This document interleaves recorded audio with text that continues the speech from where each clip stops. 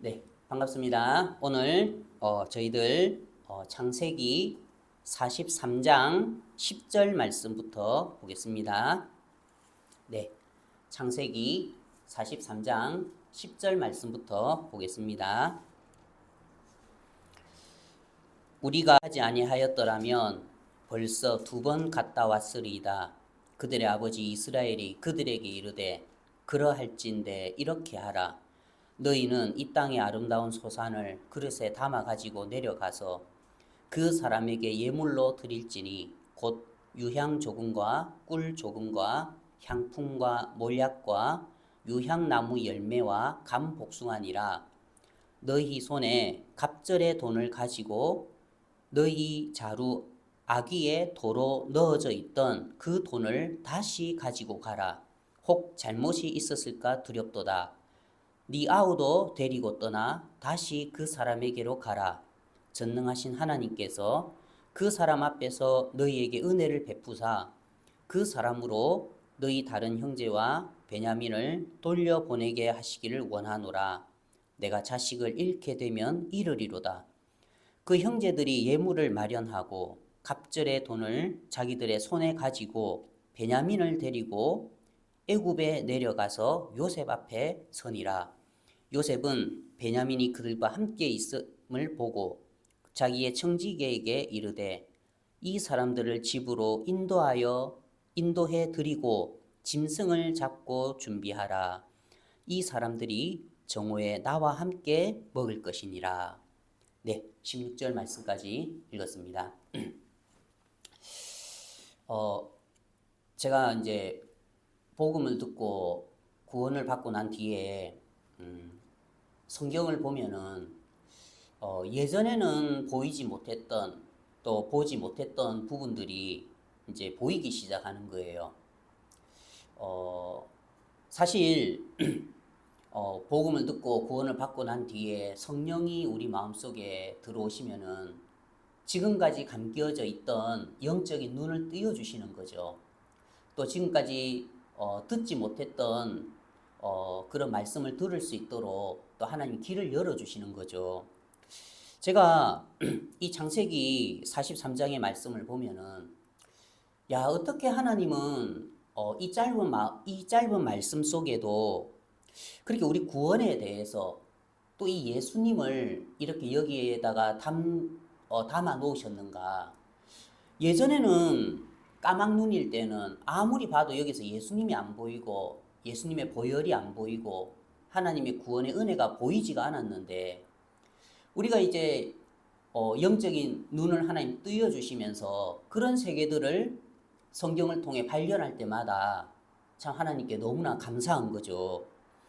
제가 이제 이 말씀을 보면서 너무 놀랍고 감사한 거는 야, 과연 하나님의 세계와 우리 인간의 세계가 180도 다르구나. 그래서 우리는 항상 우리의 생각을 가지고 우리의 관념을 가지고 하나님을 대하고 또 하나님의 나라를 대하고 천국을 대하는데 야, 하나님의 나라와 우리의 관념에 우리 인간의 세계는 전혀 다르구나. 이제 그런 부분들을 우리가 알 수가 있는 거죠. 오늘 이제 이 창세기 43장의 내용이 뭐냐면은 이제 애굽의 총리가 이제 요셉으로 바뀌고 난 뒤에 이제 그 애굽에 7년 풍년이 있고 또 이제 7년 흉년이 드는데 이제 그 흉년이 들고 난 뒤에 그 가나안 땅에 양식이 없어가지고 이 이스라엘 그 야곱이죠. 야곱의 자식들이 이제 양식을 사러 애굽으로 갔었어요. 이제 요셉을 알아보지 못했죠. 근데 요셉은 단번에 알아봤죠. 자기 형들인 걸. 그래서 그들에게 이제 양식을 줘서 보냈지만 안 돌아올까봐 이제 시므온을 이제 요셉이 감옥에 가둬놓고 형들에게 양식을 줘서 보낸 거예요. 그러면서 이야기를 했죠. 일부러 이제 그 형들에게 올가미를 씌워서 정말 방금 너희들이 한 말이 사실이면 너희 막내 동생 베냐민을 데리고 와라 했어요. 베냐민 데리고 와라. 그리고 그때 베냐민을 데려오지 않으면은 내 얼굴을 보지 못하리라 했어요. 그냥 형들이 좀 쫄아가지고 아이고 알겠습니다 하고 얼른 이제 자기들이 준 돈으로 양식을 사가지고 막 내려왔단 말입니다. 그래가지고 아이고야 죽을 뻔했다. 갑자기 애굽의 총리 저 사람 젊은 사람이 우리를 언제 봤다고 막 정탐이라 하고 우리를 그걸 몰아가는 거야. 그때는 형들이 자기들을 향한 그 하나님의 사랑, 요셉의 사랑을 깨닫지 못했지요. 괜히 이제 억울하기만 했지요. 그래서 이제 아이고 다행이다 구렁텅이를 벗어났구나 하고 이제 가나안 땅에 가서 자기들이 이제 사온 양식으로 그 가족들이 먹었단 말입니다. 그런데 문제는 뭐냐면 이 이스라엘 가족들이 한두 명이 아니라 이제 이 야곱도 있고 야곱의 그 자녀들도 있고 또 그 야곱 자녀들도 벌써 결혼을 해가지고 자식들도 있고 처도 있고 대략 식구가 70명이었단 말입니다.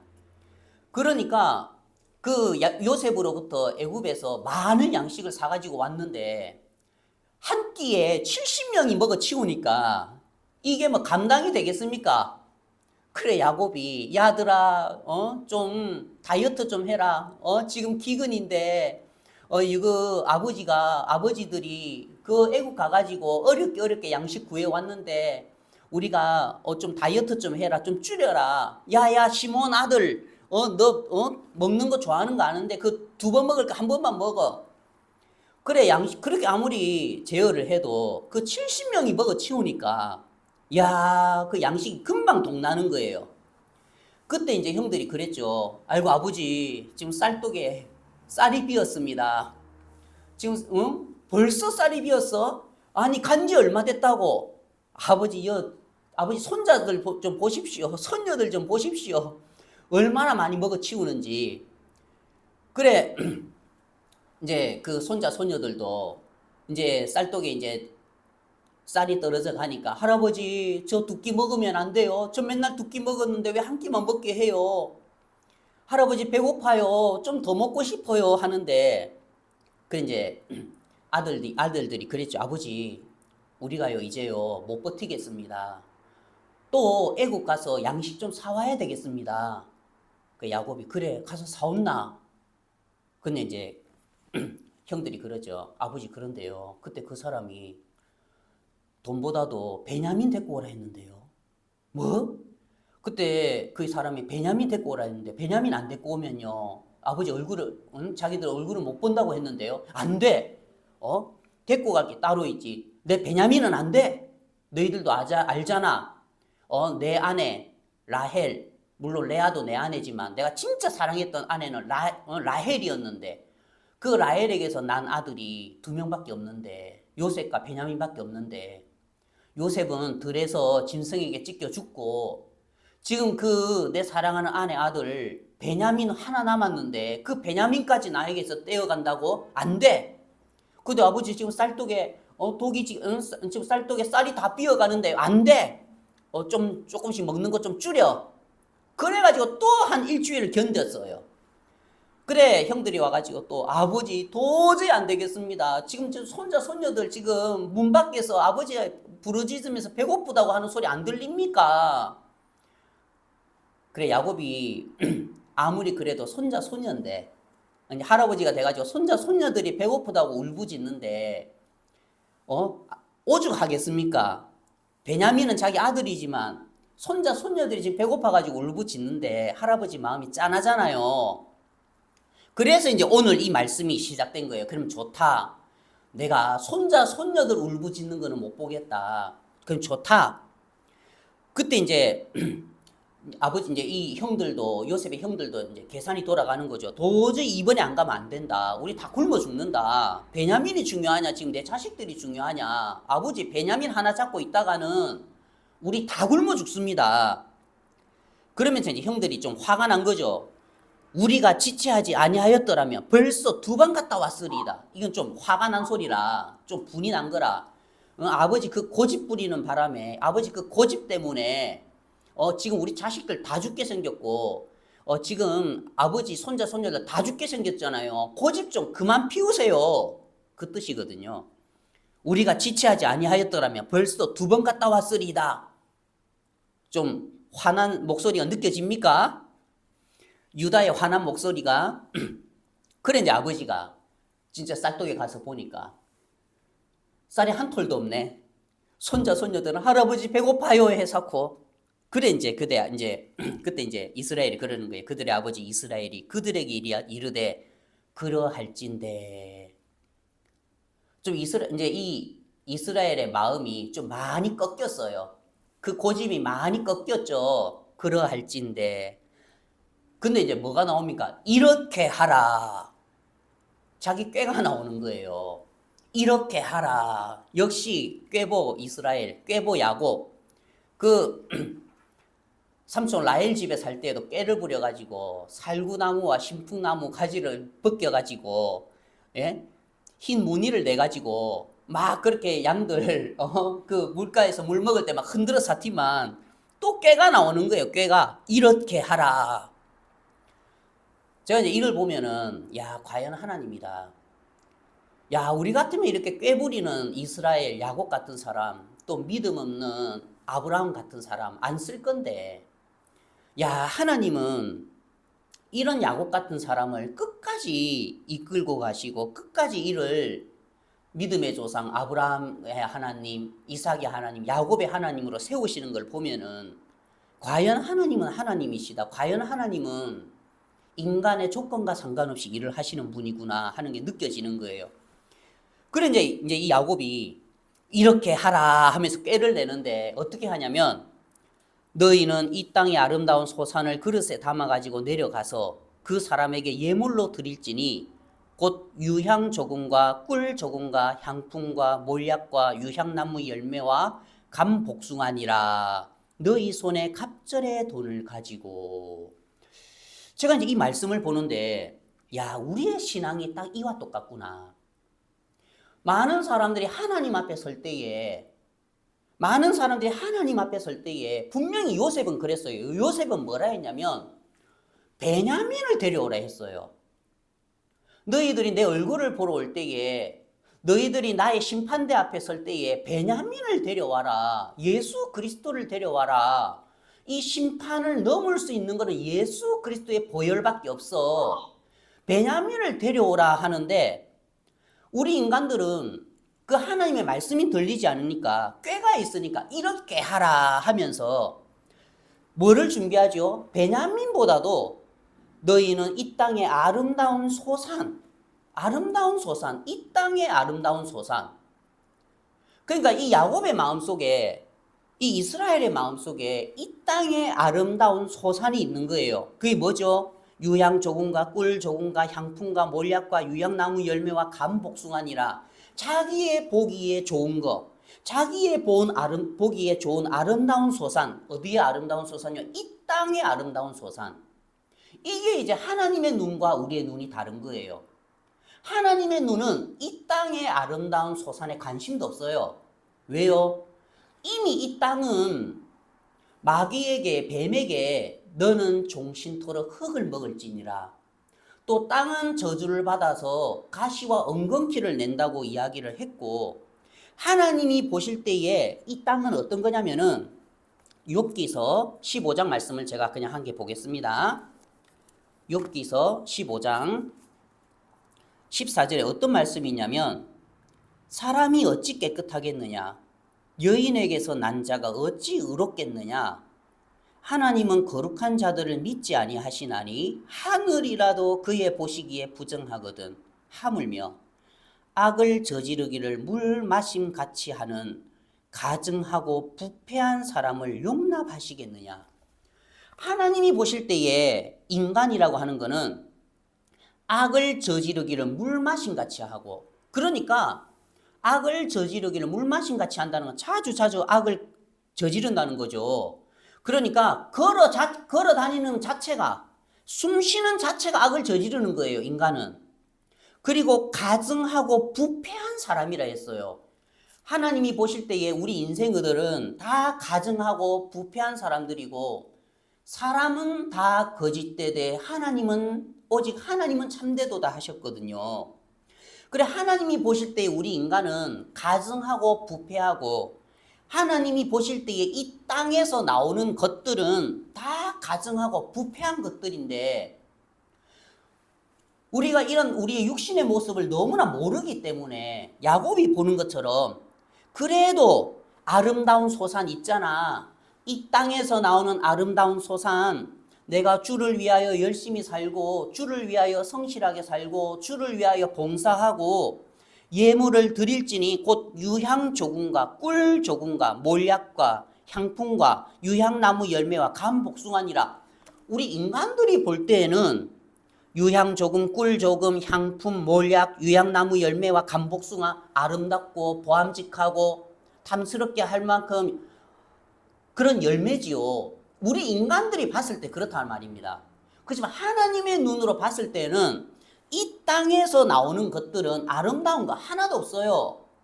100이면 100, 다 가증하고 부패한 거란 말입니다.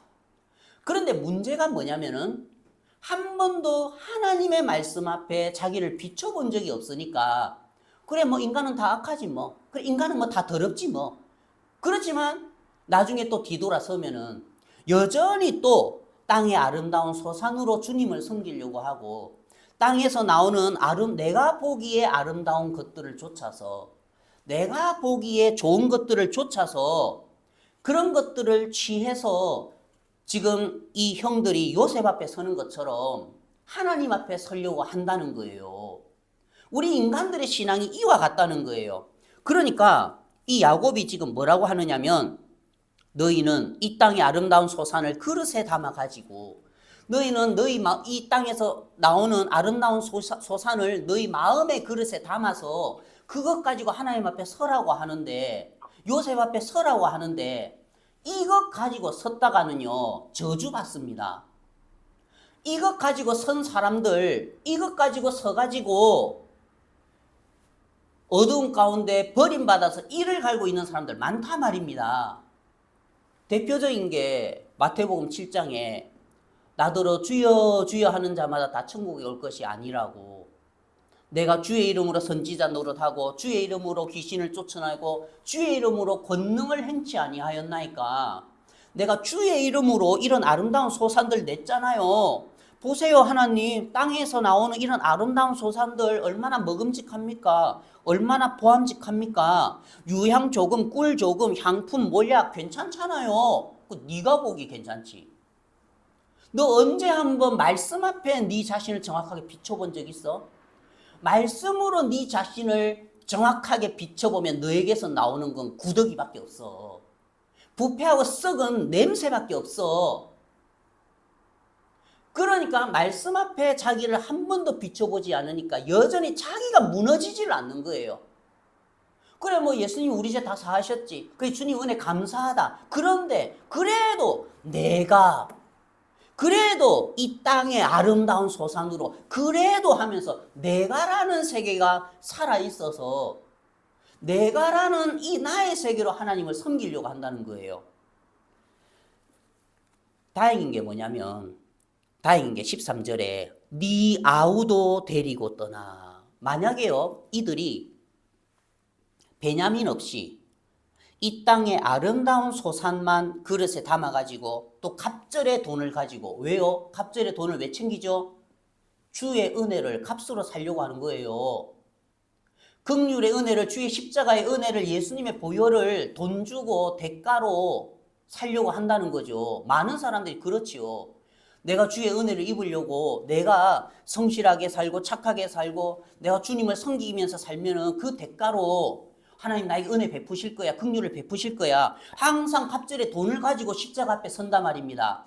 아무것도 아닌 모양으로, 정말 38년 된 병자의 모양으로, 가늠중에 잡힌 여자의 마음으로 주여 저는 죄인입니다, 저를 불쌍히 여겨주십시오 하면서 아무것도 아닌 그런 피어진 모양으로 십자가 앞에 섰을 때에 십자가의 은혜가 내려지는데, 그런 하나님의 세계를 모르니까 이 세상에서 배운 세상의 관습과 관념으로 하나님 앞에 사니까 여전히 주머니에는 갑절의 돈을 가지고 대가로 주의 은혜를 입으려고 하고, 또 이 땅에서 올라오는 그런 아름다운 자기의 보기에 좋은 소산들로 요셉 앞에 서려고 한다는 겁니다. 근데 다행히 뭐죠? 13절에 네 아우도 데리고 떠나 다시 그 사람에게로 가라. 다행히 뭐도 같이 가죠? 예수님도 데리고 가는 거예요. 지금 요셉이 왜 베냐민을 요구했죠? 왜냐하면 이 요셉과 베냐민은 한 형제거든요. 한 뱃속에서 나왔단 말입니다. 예수님과 하나님은 하나세요. 그 예수님은 보이지 않는 하나님의 형체란 말입니다. 그래서 오직 요셉에게서 사랑을 받을 분은 이 베냐민밖에 없고 오직 하나님의 괴물 얻는 분은 예수님밖에 없다는 거예요. 그래서 이 요셉이 뭐라고 했죠? 베냐민 데리고 와라. 너희들 아무리 갑절의 돈을 가지고 아름다운 땅의 아름다운 소산 가지고 와도, 너희들의 열심 가지고 와도, 너희들의 선함, 너희들의 노력 가지고 와도, 너희들의 의 가지고 와도 내 앞에 못 서. 베냐민을 데리고 와라.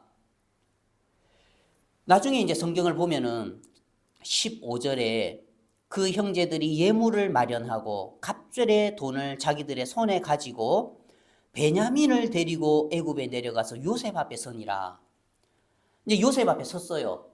그들의 손에는 요셉을 위해서 준비한 게 말이에요. 주여, 우리가 주의 이름으로 선지자 노릇하고 주의 이름으로 권능을 행하고 주의 이름으로 귀신을 쫓아냈습니다. 내가 구원받은 지 30년 됐는데 교회 예배당 지을 때 이렇게 헌금하고, 내가 교회 장로입니다. 내가 이렇게 선한 일을 했습니다. 그렇게 하면서 이 땅의 아름다운 소산도 가지고 요셉 앞에 선단 말입니다. 근데 뭐라고요? 요셉은 16절에 요셉은 베냐민이 그들과 함께 있음을 보고 그들 손에 있는 갑절의 돈 관심도 없어요. 그들이 가지고 온 이 땅의 아름다운 소산들 관심도 없어요. 오직 뭐에만 관심이 있죠? 베냐민에게만 이 관심이 가지고 있다는 거예요. 베냐민에게만. 우리가 이제 죽음 앞에 섰을 때에 하나님이 관심이 있는 거는 내가 주를 위하여 선지자 노릇하고 선을 행하고 율법을 지키고 정직하게 살고 성실하게 살고, 그거는 인간이 보기에 좋은 것들이고, 하나님이 보실 때에는 우리에게 뭐만 보냐면은 베냐민이 있느냐 없느냐, 예수 그리스도의 의가 있느냐 없느냐, 그 마음에 예수 그리스도의 보혈이 있느냐 없느냐, 하나님 그걸 보신다는 거죠. 우리가 참 감사한 게 뭐냐면은 마태복음 방금 읽은 7장 21절에 많은 사람들이 이제 예수님 앞에 그러죠. 나더러 주여 주여 하는 자마다 다 천국에 들어갈 것이 아니요 다만 하늘에 계신 내 아버지의 뜻대로 행하는 자라야 들어가리라. 왜 이 말을 했겠습니까? 왜 이 말을 했냐면 22절에 그날에 많은 사람이, 한두 명이 아니죠. 많은 사람이, 수십 명이 아니라 수천만 명의 사람이 나더러 이르되 주여 주여, 우리가 주의 이름으로 선지자 노릇하며 주의 이름으로 귀신을 쫓아내며 주의 이름으로 많은 권능을 행하지 아니하였나이까 하리니 그때에 내가 그들에게 밝히 말하되 내가 너희를 도무지 알지 못하니. 기가 차는 거예요. 내가 너희를 도무지 알지 못하니. 아닌데, 우리는 주님 아는데, 우리는 주의 이름으로 선지자 노릇하고 주의 이름으로 권능을 행했는데, 여기 아름다운 소산 있잖아요. 꿀 조금, 유향 조금, 향품 모약 가져왔잖아요. 누가 그것을 너희에게 요구하였느냐? 이사야서 1장에 그랬죠. 누가 너희에게 그것을 요구하였느냐? 내 마당만 밟을 뿐이니라. 여기에 보면 우리 21절에 나더러 주여 주여 하는 자마다 다 천국에 들어갈 것이 아니요 다만, 그럼 누가 들어갑니까? 천국에 누가 들어갑니까? 다만 하늘에 계신 내 아버지의 뜻대로 행하는 자라야 들어가리라. 그러면 이 하늘에 계신 아버지의 뜻이 뭐죠? 요한복음 6장 40절에 아버지의 뜻이 나오죠. 요한복음 6장 40절에 제가 읽어볼게요. 나를 보내신 이의 뜻은, 누가 예수님을 보냈죠? 예수님, 하나님이죠. 예, 그 아버지죠. 나를 보내신 이의 뜻은 아들을 보고 믿는 자마다 영생을 얻는 이것이니 마지막 날에 내가 이를 다시 살리리라 하시니라. 그럼 아버지의 뜻이 뭐냐면 아들을 보고 믿는 자마다 영생을 얻는 이것이니 했어요. 그러면 이 말씀을 여기에다가 대입을 해보면 나더러 주여 주여 하는 자마다 다 천국에 들어갈 것이 아니요 다만 아들을 보고 믿는 자마다 믿는 자라야 할지니라. 다만 아들을 보고 믿는 자라야 할지니라. 이게 하나님의 뜻이라는 거예요. 아들을 보고 믿는 자마다 영생을 얻는 것. 그러면 나더러 주여 주여 하는 자마다 다 천국 들어갈 것이 아니고 다만 아들을 보고 믿는 자라야 하리라. 아들을 보고 믿는 그 자가 천국에 간다는 거예요. 근데 이 사람들은 뭐죠? 아들을 보고 믿는다는 거는 내가 그 예수 그리스도께서 우리의 죄를 사하기 위해서 이 땅에 오셨는데 십자가에서 다 이루었다 하시고 예수님께서 돌아가셨구나. 그럼 예수님께서 십자가에 우리의 모든 죄 다 씻어 놓으셨구나. 그 예수 그리스도의 십자가에서 흘리신 그 보혈을 보고 믿음으로 받아들이고 난 뒤에 내가 그러면 내 죄가 십자가에 깨끗이 씻겼구나. 감사하다. 내가 죄인이 아니라 의인이구나. 내 죄가 예수님의 십자가로 다 용서함을 받았구나. 그걸 믿는 자라야 들어간다는 거예요. 그게 아버지의 뜻이기 때문에. 그런데 뭐라고 했죠? 많은 사람들이 그 예수님을 믿지 않는다는 건 여전히 마음에 죄를 가지고 마음에 거듭나지가 않고 마음에 구원도 받지 못한 상태에서 뭐라고요? 주여, 우리는 베냐민에 관심 없어요. 베냐민에 관심도 없어요. 이 땅의 아름다운 소산을 그릇에 담는 데에만 관심이 있는 거라. 주여, 주의 이름으로 선지자 노릇하며 주의 이름으로 귀신을 쫓아내며 주의 이름으로 많은 권능을 행하지 아니하였나이까. 이 사람들은 왜 그렇지요? 한 번도 말씀 앞에 자기들의 마음에 이 땅의 아름다운 소산이 얼마나 가증하고 부패하고 더러운 것을 한 번도 본 적이 없다는 거예요. 이 사람들의 대표자가 누구냐면은 바로 사도행전에 나오는 바울이죠. 사울. 옛날에 이름이 사울이죠. 이 사울이 바로 내가 그때는 사울은 유대교였기 때문에 내가 여호와의 이름으로 선지자 노릇하며 여호와의 이름으로 귀신을 쫓아내며 여호와의 이름으로 많은 권능을 행하지 아니하였나이까. 내가 바리새인 중에 바리새인이고 내가 가마리엘 문파고 내가 율법에 이르는 흠이 없는 자로다. 바울이 이런 사람이었단 말입니다. 사울이. 맞죠? 그런데 이 사울이 이제 바울이 예전에 이름이 사울이었죠. 이 사울이 한 번도 말씀 앞에 자기의 모습을 비춰본 적이 없으니까 여기에 마태복음 7장에 나오는 많은 사람들처럼 사울이 딱 이와 똑같았단 말입니다. 그러면서 사울이 핍박을 하기 시작했죠. 누구를 핍박했죠? 예수 믿는 자들. 뭐? 예수가 부활을 했다고? 그 나사렛 예수가 그 목수의 아들 예수가 부활을 했다고? 이 예수가 살아 있으면서 3년 반 동안 돌아다니면서 많은 사람들을 미혹하더니 죽으면서까지도 미혹하네. 뭐 부활을 했다고? 내가 이 사람들 여호와의 이름으로 유대교의 여호와의 이름으로 이 사람들 내가 잡아 죽여야 되겠다. 그래서 하루는 어떻습니까? 사도행전 9장 1절에 제가 읽어보겠습니다. 사도행전 9장 1절 사울이 주의 제자들에 대하여 여전히 위협과 살기가 등등하여. 자, 왜 이 사울이 여전히 위협과 살기가 등등하지요? 사울에게는 이 땅의 아름다운 소산들이 너무 많은 거예요. 남들에게 보일 만한 내 나름대로 여호와를 섬긴 요셉에게 가져갈 만한 이 땅의 아름다운 소산들이 야곱은 유향 조금, 꿀 조금, 조금인데 우리가요 참 사람이 100% 선하기도 어렵지만 100% 악하기도 어려워요. 감옥에 가 있는 사람들도 자기가 100% 악하다고 생각 안 해요. 그래도 내가 사람을 13명 13명 칼로 찔러 죽였지만, 연쇄살인범으로, 지금 살인범으로 내가 감옥에 와 있지만, 그래도 내가 거지를 봤을 때에 불쌍히 여기는 마음이 있었어. 내가 지금 그래도 교도소에서는 모범수잖아.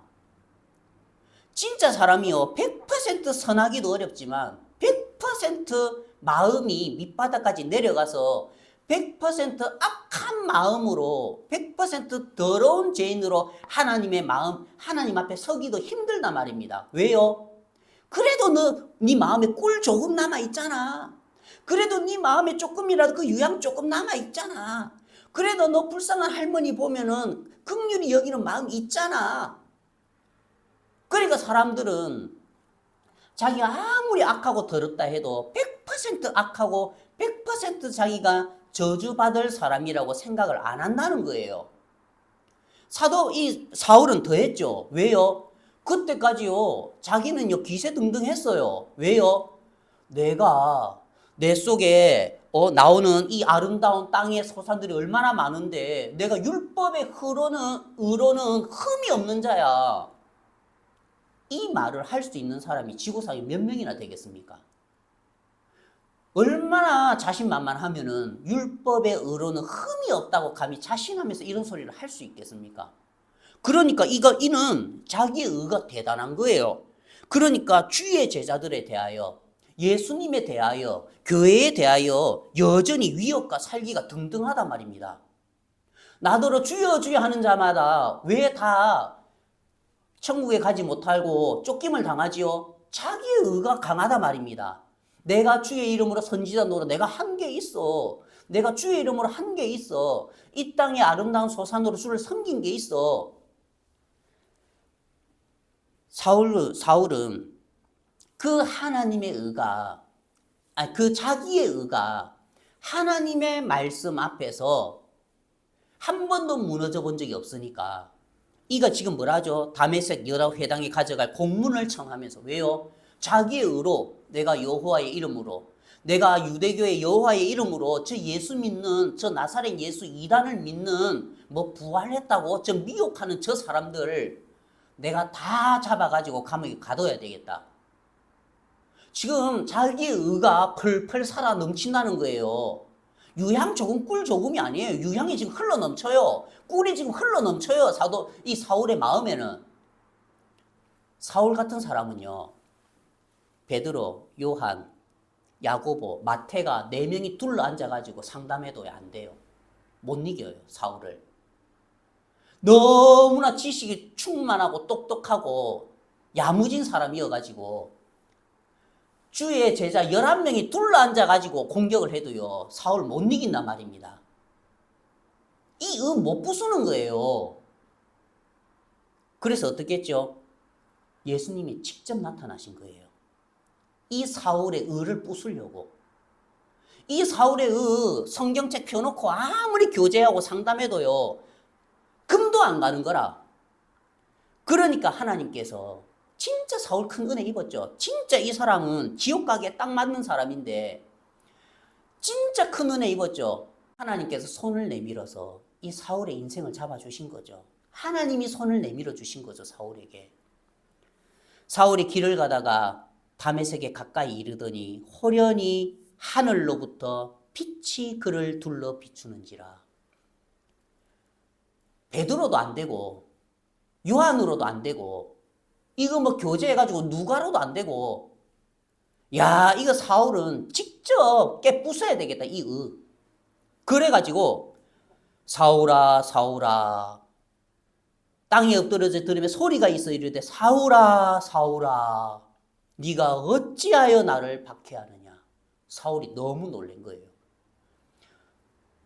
대답하되 주여 누구시니까? 이르시되 나는 네가 박해하는 예수라. 뭐라고요?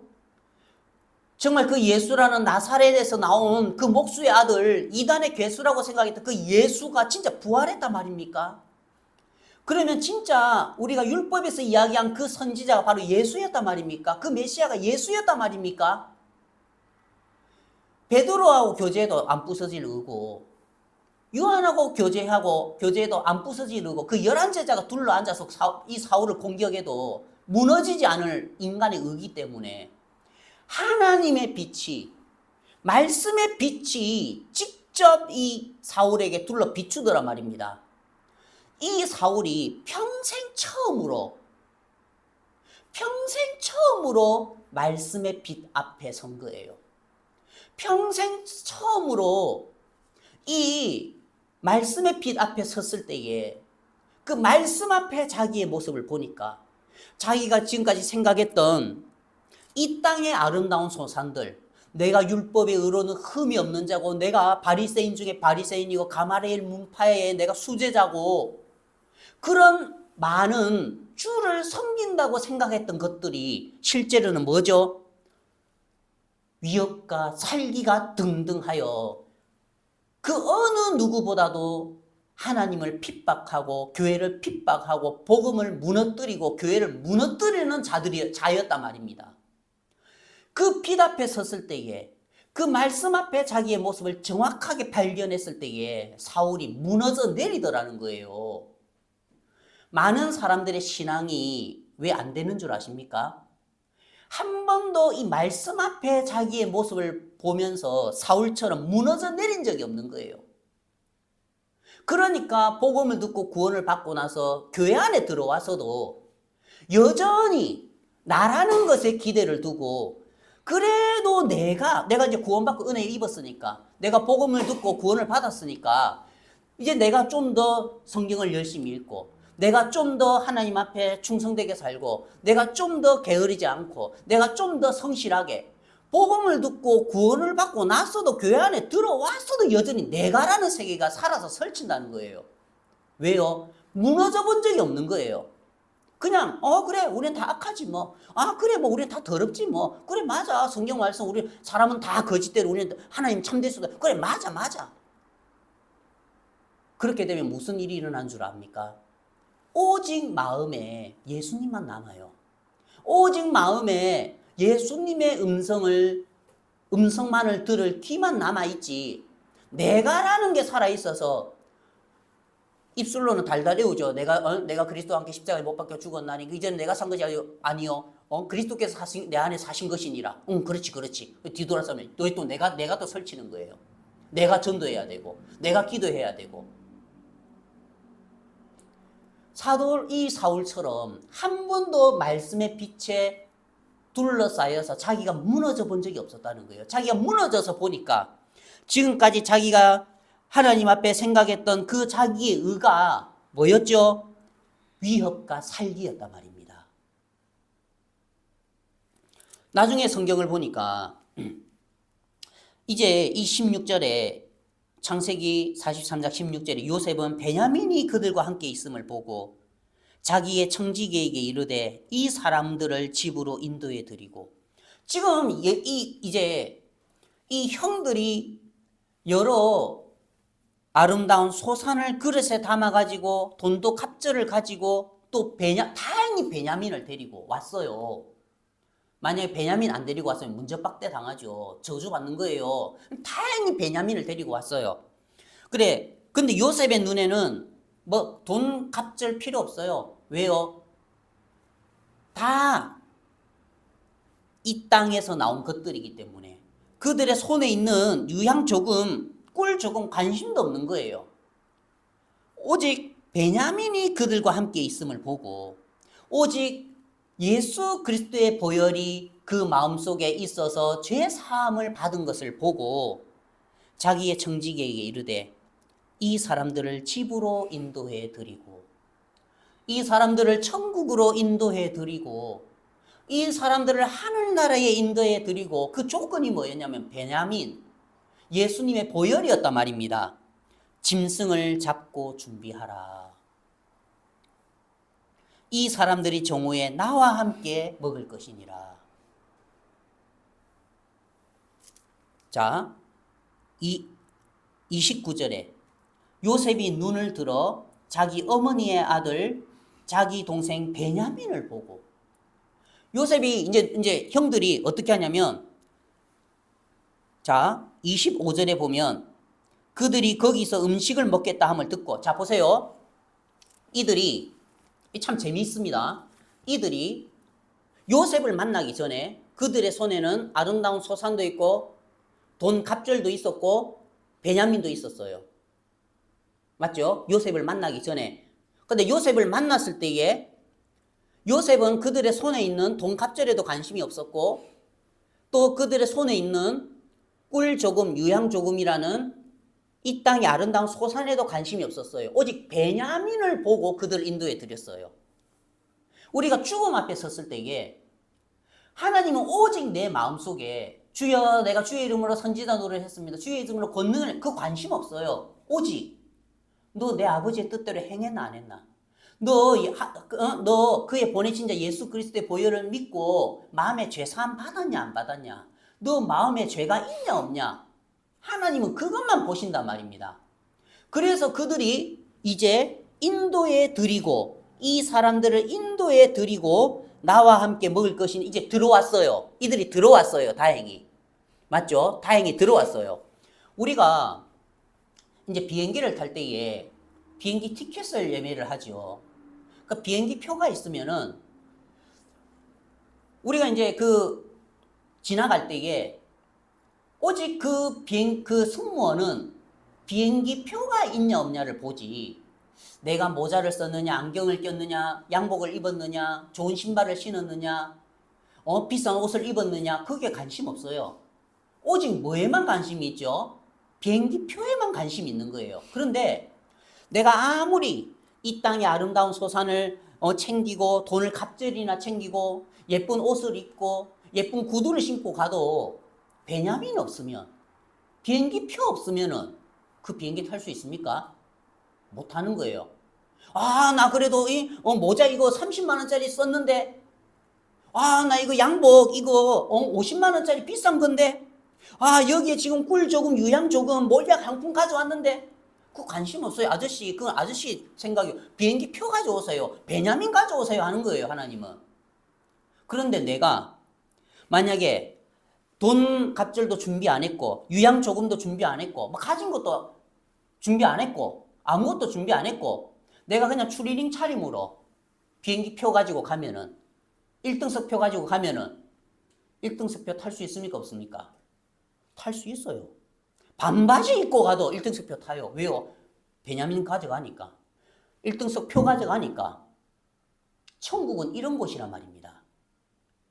내가 뭘 어떻게 준비했느냐, 내 행위와 상관없이 비행기 표 있느냐, 베냐민 있느냐, 그리고 예수 그리스도의 보혈이 천국 가는 티켓이란 말입니다. 그것만 본다는 거죠. 그래서 이들이 베냐민을 보고 인도를 받아서 들어갔지요. 근데 문제는 그들이 그러면은 이제 요셉의 집으로 들어왔어요. 복음을 듣고 구원을 받아서 은혜의 세계로 들어왔어요. 그들이 복음을 듣고 구원을 받아서 교회의 세계에 들어왔어요. 그럼 어떻게 해야 되죠? 베냐민이 그들과 요셉을 화목하게 했잖아요. 베냐민이 그들과 요셉을 하나 되게 했잖아요. 예수님이 우리와 하나님 사이에 막힌 담을 허시고 우리와 하나님을 하나 되게 했잖아요. 그러니까 화목을 누리고 주의 은혜의 보좌 앞에 담대히 나가서 긍휼을 구하며 사람을 살면 돼요. 근데 이 형들 지금 신앙이 어떻지요? 25절에 그들이 거기서 음식을 먹겠다 함을 들었으면 그들이 이미 구원을 받아서 교회 안에 들어왔어요. 은혜의 세계 안에 들어왔어요. 요셉의 세계 안에 들어왔어요. 이미 요셉과 밥을 먹고 있어요. 근데 뭐라 하죠? 예물을 정돈하고 요셉이 정오에 오기를 기다리더니 요셉이 집으로 오매 그들이 집으로 들어가서 예물을 그에게 드리고 여전히 뭐를 챙기고 있습니까? 그 땅의 아름다운 소산 가져온 거 유향 조금 꿀 조금 이거 보면은 요셉이 좀 마음이 안정될 거야. 이거 보면은 요셉이 우리에 대해서 화가 그칠 거야. 여전히 복음을 듣고 구원을 받아서 교회 안에 들어왔는데도 그들의 마음은 예물을 정돈하고 예물을 그에게 여전히 자기의 땅에서 올라온 그 아름다운 소산의 마음을 가지고 있더란 말입니다. 구원받고 나서도 여전히 그 마음으로 사는 거예요. 정말 참 어리석은 게 뭐냐면은 왜 그러면 이 형들이 자기라는 세계에서 못 벗어나죠? 왜 이 형들이 이 땅의 아름다운 소산이라는 이 육신의 세계에서 못 벗어나지요? 한 번도 사울처럼 자기를 본 적이 없는 거예요. 아, 이 땅에서 올라오는 아름다운 소산이 살기구나. 하나님을 대적하는 거구나. 교회를 핍박하는 거구나. 복음을 무너뜨리는 거구나. 내 열심이라는 것들이 예수님을 십자가에서 끌어내리는 거구나. 십자가를 무너뜨리는 거구나. 그게 발견이 되면은 이 은혜의 세계 안에 들어와서도 여전히 예물 손대고 있겠습니까? 여전히 나라는 이 육체를 손대고 있겠냐는 겁니다. 율법에 그랬지요. 죽은 시체를 만지는 자마다 다 부정하게 된다고. 교회 안에 들어와서도 여전히 죽은 시체를 만지고 있는 거예요. 여전히 죽은 우리 이 육신의 세계를 만지고 있다는 겁니다. 조물락, 오물짝, 조물짝. 하나님이 볼 때 이 육체는 이미 가증하고 부패한 건데 교회 안에 들어와서도 이 죽은 육체, 십자가에서 죽은 육체를 여전히 만지면서 뭐라고요? 부정한 자로 살아가는 거예요. 나는 열심히 하는데, 나는 주의 열심히 하는데, 나는 복음 열심히 섬기는데, 너 지금 교회 대적하고 있는 거야. 복음 대적하고 있는 거야. 아닌데, 나 지금 주를 위해서 오늘 봉사하고 이렇게 사는데, 내가 이렇게 하는데, 형들처럼 은혜의 세계 안에, 요셉의 세계 안에 들어와 있으면서도 여전히 예물을 정돈하고 사는 거예요. 여전히 자기의 육신에서 올라오는 것들을 정돈하고 사는 거예요. 요셉은요, 관심도 없어요. 야, 진짜 고집 세다. 안 무너지네, 안 무너져. 구원받은 게 용타. 그만큼 출애굽할 때에 애굽 사람들의 시체를 홍해 바다에서 그렇게 보여줬는데 너 시체잖아. 네 육신에게서 올라오는 것들 부패하고 가증하고 더러운 거잖아. 그런데도 아직도 그거를 오물짝 조물짝 하고 있냐. 요셉은요, 그거에 대해서 관심도 없는 거예요. 우리가 복음 안에 들어와서, 교회 안에 들어와서, 은혜의 세계 안에 들어와서 우리의 모습이 어떻든지 간에 이미 하나님은 예수 그리스도를 통해서 하늘문을 열어놓으셨고 너희들의 모습이 어떻든지 간에 은혜의 보좌 앞에 담대히 나아가서 하나님 은혜를 잊기를 원한다는 거예요. 너희 모습 보지 말고 나는 베냐민이면 족하다. 난 베냐민이면 좋게. 30절에 요셉이 아우를 사랑하는 마음이 복받쳐서 하나님이 이 땅을 볼 때에 하나님의 마음을 복받쳐서 기쁘게 하고 즐겁게 할 만한 게 뭐가 있겠습니까? 그 꿀 조금? 유향 조금? 향품? 몰약? 돈갑절? 아니에요. 하나님의 마음에 사랑스럽고 기쁘시게 할 만하고 그 하나님의 마음을 복받치게 즐겁게 할 거는 베냐민밖에 없어요. 사랑하는 아우 예수님밖에 없단 말입니다. 그러면 우리가 교회 안에서도 우리가 이제 복음을 듣고 구원을 받기 전에도 아 그렇구나. 이 땅의 아름다운 소산들 다른 종교는 어떻죠? 종교는요 자꾸 이 땅의 아름다운 소산들을 내세우게 해요. 우리가 율법을 잘 지켜서 하나님 앞에 선하게 살아야 됩니다. 우리가 하나님 앞에 성실하게 살아야 됩니다. 우리가 구원받은 사람인데 술 마시면 안 되지요. 담배 피면 안 되지요. 노름하면 안 되지요. 당연히 안 되지요. 근데 그거는 너와 같은 사람이나 이롭게 할 뿐이지. 욥기에 뭐라고 이야기를 했죠? 욥기 35장 제가 한번 읽어보겠습니다. 욥기 35장. 자, 욥기 35장 6절. 그대가 범죄한들 하나님께 무슨 영향이 있겠으며. 야, 네가 아무리 죄 지어도 그게 하나님께 무슨 영향이 있겠냐. 그대의 악행이 가득한들 하나님께 무슨 상관이 있겠으며. 그대가 의로운들 하나님께 무엇을 드리겠으며. 야, 아무리 그 꿀 조금, 유향 조금, 사울 같은 사람은 의가 강하니까 꿀이 흘러넘쳐. 유향이 흘러넘쳐. 내가 여호와의 이름으로 유대교의 이름으로 막 하나님을 향해서 엄청 열심히 강해. 열심히 흘러넘쳐. 근데 그게 무엇이라고요? 오히려 교회를 무너뜨리고 복음을 무너뜨리고 하나님을 대적하고 네가 어찌하여 나를 박해하느냐. 그리고 뭐라고 했죠? 그대의 악행이 가득한들 하나님께 무슨 상관이 있겠으며 그대가 의로운들 하나님께 무엇을 드리겠으며 하나님께 그 꿀 조금 드릴 수 있겠습니까? 유향 조금 드릴 게 있겠습니까? 드릴 게 없다는 거예요. 그대가 그대의 손에서 무엇을 받으시겠느냐? 그대의 악은 그대와 같은 사람에게나 있는 것이요 그대의 공의는 어떤 인생에게도 있느니라. 인간들 사이에서나 영향을 미치지 하나님께 영향을 미치는 것은 오직 하나 예수 그리스도예요. 하나님 앞에 설 때에 우리 인간들끼리 영향을 미치는 꿀 조금 유향 조금 가져갔다가는요 낭패당합니다. 낭패당해. 나중에 마태복음 7장 21절에 보면은 7장에 보면은 이런 말씀이 있죠. 마태복음 7장 24절에 그러므로 누구든지 나의 이 말을 듣고 행하는 자는 이 무슨 말이죠? 주여 내가 주의 이름으로 선지자 노릇하며 주의 이름으로 권능을 행하면 스탑. 내가 주의 이름으로 귀신을 쫓아내면 스탑. 그것 하기 전에 누구든지 나의 이 말을 듣고 행하는 자는 내가 방금 뭐라 했지 너희들한테? 나더러 주여 주여 하는 자마다 다 천국에 갈 것이 아니요 다만 하늘에 계신 아버지의 뜻대로 행하는 자라야 했지. 참 귀 열고 들어봐래. 귀 열고 들어봐래.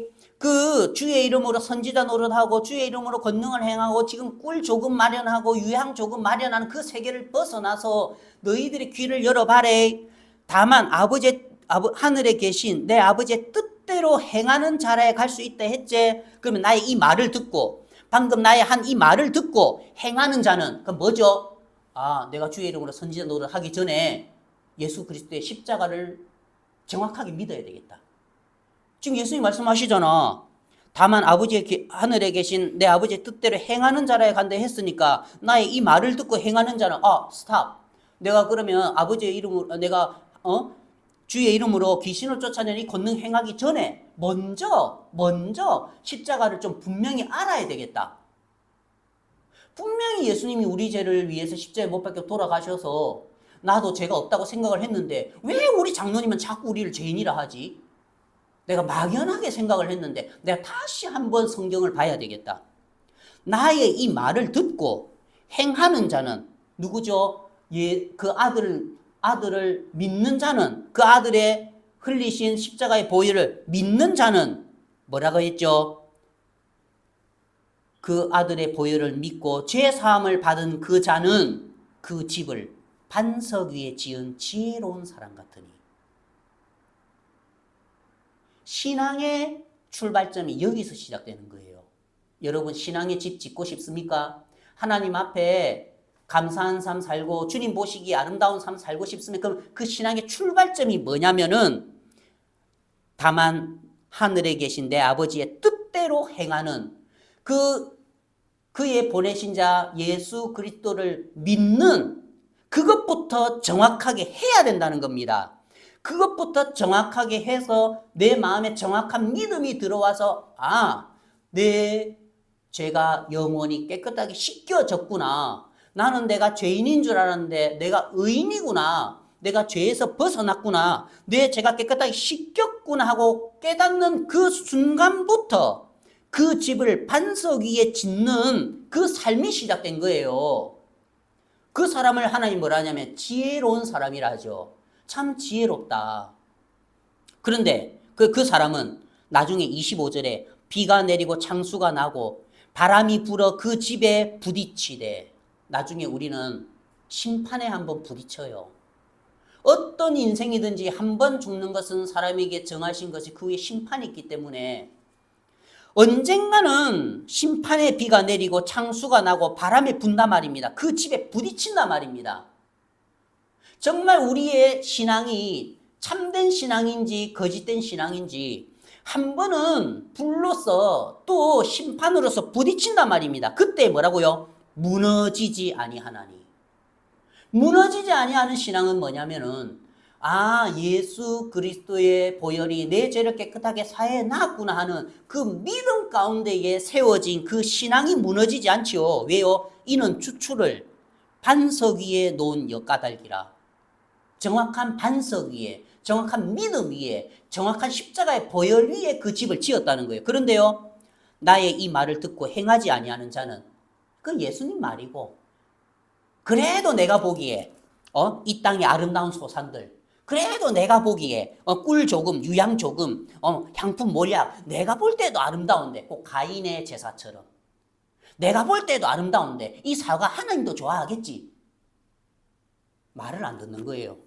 자기 마음에 취해서, 자기 신앙에 취해서 나의 이 말을 듣고 행하지 아니하는 자는, 행하지 않는 어떤 자 행하지 않죠? 그 아들을 보고 믿지 않는다는 거예요.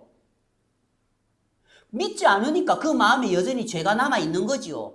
그 마음이 여전히 죄인인 상태지요. 그 죄인인 상태로 있는 자는 그 집을 모래 위에 지은 어리석은 사람 같으니, 어리석은 신앙이라는 거예요. 마음의 죄를 가지고 하나님 앞에 살아가는 사람은 신앙 30년에도 40년에도 여전히 죄인이고 어리석은 사람으로 드러난다는 거예요. 언제요? 비가 내리고 창수가 나고 바람이 불어 나중에 심판대 앞에 섰을 때에, 죽음의 요단강을 건너게 될 때에 뭐라고요? 그 집에 부딪힘에 무너져 버린다는 거예요. 내가 죄인인데 죄인의 손에서 나오는 그 모든 것들은 하나님께서 못 받는다는 거예요. 요셉도 관심 없잖아요. 베냐민 외에는 관심 없어요. 돈 갑절, 새 갑절, 여든 갑절 가져와도 아무 의미 없어요. 왜요? 그 신앙의 시작이 죄인에서 시작됐기 때문에. 하나님 의인의 기도만 들으신다는 거죠. 그 집에 부딪힘에 무너져 그 무너짐이 심하니라. 그럼 지금 예수님께서 경고하시는 거죠. 언젠가는 부딪힘이라는 그때가 있을 거야. 언젠가는 심판이라는 그때가 있을 거야. 언젠가는 그 죽음 앞에 너희들 한번 부딪혀야 돼. 그때 어떤 자들의 신앙은 무너지지 않고 견고하게 서 있고, 어떤 자들의 신앙은 다 무너져가지고 모래 위에 지은 집처럼 다 무너져서 없어질 거야. 거기에 시작이 뭐냐면은 죄사함이란 말입니다. 그의 보내신 자 예수 그리스도를 믿는, 예수님을 믿는다는 것은 예수님이 십자가에서 나의 모든 죄를 다 사하셨구나 하는 그 예수님이 행하신 일을 그대로 받아들이는 게 예수님을 믿는 거지요. 많은 사람들의 신앙이, 어떤 사람들은 지혜로운 사람의 그 오른편에 서게 될 거고, 어떤 사람은 어리석은 자라는 그 왼편에 서게 된다는 거죠. 보이는 것으로 드러나는 게 아니에요. 그 주초에서 시작되는 거예요. 보이는 것은 보면 어떻죠? 보이는 걸 보면은 주초 위에 지은 사람도 빌딩 지어놨고, 또 그 모래 위에 지은 사람도 빌딩 지어놨어요. 겉으로 보면은 똑같이 종교생활 해요. 똑같이 교회 가고, 똑같이 예배 드리고, 똑같이 하나님을 아바 아버지라 부르짖고, 똑같이 주님 은혜 입었다 하고, 똑같이 간증하고. 그런데 마음의 믿음의 주초를 보면 어떤 사람은 예수님이 나의 모든 죄를 다 사하셨습니다 하는 그 의인의 그 주초 위에 그 빌딩을 지었고, 어떤 사람은 관심 없어, 우리가 다 죄인이지 뭐, 그 주초 위에다가 빌딩을 지어 놓은 거예요. 다 무너진다는 거죠. 하나님은 오늘 이 창세기 43장의 말씀을 통해서, 야, 그렇구나, 하나님은 우리에게 분명하게 보여주시는 게, 이 사울도 맨 처음에 자기가 정말 참 괜찮은 사람인 줄 알았고, 자기가 정말 하나님 앞에 열심을 내면 열심을 낼수록 자기가 하나님을 섬긴다고 생각을 했는데, 사실은 그 사울이 교회 형제 자매님들을 무너뜨리고, 복음을 무너뜨리고, 예수님의 십자가를 허물고, 열심을 내면 낼수록 교회를 대적하는 자고 하나님을 대적하는 그 위치에 있더라는 거죠. 너무나 감사한 게 사울은 그걸 봤어요. 베드로가 교제해도 택도 없고, 요한이 교제해도 택도 없고, 신학 박사가 와도 사울 못 이겨요. 예수님이 직접 나타나가지고 예수님이 직접 나타나가지고 그 사울에 너무나 높게 쌓여진 을을, 인간의 을을 깨부수시고 무너뜨리시면서 나중에 뭐라 하죠? 이게 다 똥이었구나. 내가 보기에 예물 조금, 유향 조금, 꿀 조금, 향품, 몰약, 유향나무 열매, 감복숭아, 갑절의 돈 괜찮은 것처럼 보였는데 다 배설물이었구나. 그게 보여야 된단 말입니다. 내가 썩어 부패한 냄새나는 시체구나. 이걸 깨닫지 못하니까 여전히 은혜의 세계 안에 들어와서도 예물 정리하고 사는 것처럼 이 육체 내가 만지면서 여전히 나를 기대하고 살았구나. 이걸 정확하게 발견되었을 때에 육체를 떠나지 말라 해도 떠나고 내가 나를 미워하지 말라 해도 나를 미워하게 돼요. 다른 사람 미워할 게 아니고 나를 가증스럽게 여기지 말라 해도 저절로 가증스럽게 여긴단 말입니다. 그러면 어떻게 되죠? 주님밖에 안 보이는 거예요. 예수님만 보이는 거죠. 그러면서 야, 그렇구나. 하나님은 이런 나를 위해서 이런 나의 모습을 아시고 이미 예수님 나에게 기대를 하나도 안 하시고 이미 예수님을 통해서 하늘 문을 열어놓으셨구나. 그 은혜의 보좌가 보인단 말입니다. 그래서 참 너무 감사한 게 요셉이 아우를 사랑하는 마음이 폭받쳐 급히 울 곳을 찾아 안방으로 들어가서 울고. 왜 울었겠습니까? 너무나 기뻐가지고 너무나 감사해서 자기 살아생전에 그 동생 다시 볼 줄 몰랐는데 너무나 좋아서 기뻐서 감사해서 고마워서 아우를 사랑하는 마음이 복받쳐서 이게 예수님을 보는 하나님의 마음이고 이게 우리를 보는 하나님의 마음입니다. 우리 속에 예수님 계시잖아요. 우리 손에 예물이 들려있는 걸 보고 하나님이 사랑하는 마음이 복받친 거 아니다 말입니다. 야, 내 꿀 먹고 싶은 거 어찌 알았지? 유향 조금 필요한 거 어찌 알았지? 가져왔네? 그러면서 마음이 복받친 게 아니고 예수님 보고 우리 마음속에 예수님 보고 근데 우리는요 그 예수님 한 분이면 족하고 그 예수님의 조건 하나면 족한데 인간인지라 또 이 땅에서는 꿀 조금 유향 조금 쓸모가 있거든. 왜요? 사람 찾아갈 때 그거 가져간 마음은 열잖아요.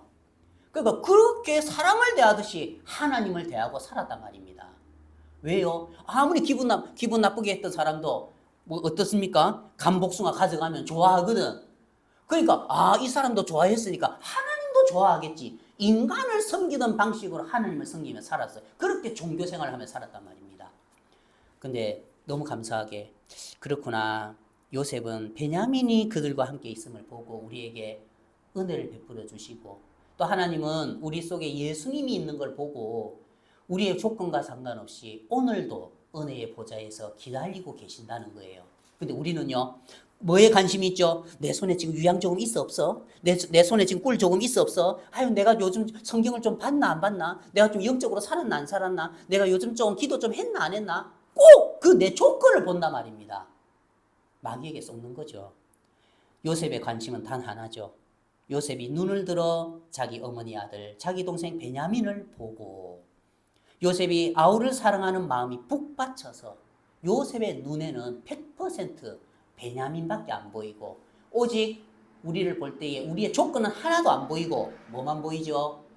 우리의 죄를 사하신 예수님만 보인다는 거죠. 그래서 우리가 이 예수님을 믿는 믿음으로 이 베냐민 하나만 우리 마음속에 앞세워서 하나님께 가면은 우리의 모습이 어떻든지 간에 하나님은 기도 들어주시고 우리를 도우시고 은혜를 베푸시고 긍휼을 베푸시고 베냐민이면 족하다 하시는 거예요. 그래서 우리가 천국 갈 때에도 나중에 그런 부딪힘이 한번 있을 때에 언젠가 한번 사망의 요단강을 건너야 할 때에 이 베냐민을 앞세워서 이 베냐민을 힘입어서 건너야 되지. 주여 내가 주의 이름으로 주여 내가 주의 이름으로 내가 꿀 조금 있고 향품 조금 있고 유향나무 열매 있고 감복숭아 있고 그거요 무너집니다. 무너져. 알겠죠? 그래서 우리가 주의 보혈만을 의지하면서 그 심판대 앞에 서고 또 그 죽음의 요단강을 건넜으면 좋겠습니다. 감사합니다.